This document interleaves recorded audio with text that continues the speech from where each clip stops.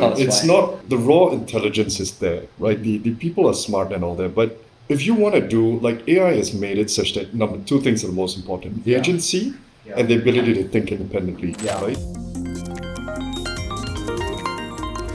I would say bottlenecks are one of the enablers, right, of successfully deploying AI in a certain region or country or even a company is the fundamental talent, right? And I think right now a lot of people in San Francisco are going back to the office or going back to the city despite the other bad things about San Francisco.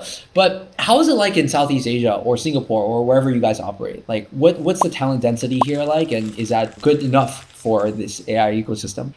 I think that talent is for cultural reasons and education system reasons. I love it. Tell Right? us It's why. not, the raw intelligence is there, right? The people are smart and all that, but if you want to do, like AI has made it such that number two things are the most important: agency and the ability to think independently, Yeah. right? Too much of our education systems and all of what we're doing, you can see a lot of it is factory lines, right? Singapore's education system is to create bureaucrats will run Singapore.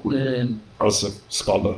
Yeah. Right? That's what the education system is for. And attract MNCs to set up here so that, we run Singapore well. You look at a lot of the other countries, it's still very factory mindsets. Yes. Right? And for Menlo, the major thing that I do during interviews is that I trigger arguments with people. I want to see whether they can argue, whether they can defend their ideas, right? And whether they have a spine, right? Whether they have some belief about the world, like some painting that they want to paint by themselves, right? Yeah. And invariably, what you end up with is a whole bunch of outliers, Right. right? And if I can just find 40, and we're not focused in Southeast Asia, we've got guys out of Turkey, they came from Tesla, all these things.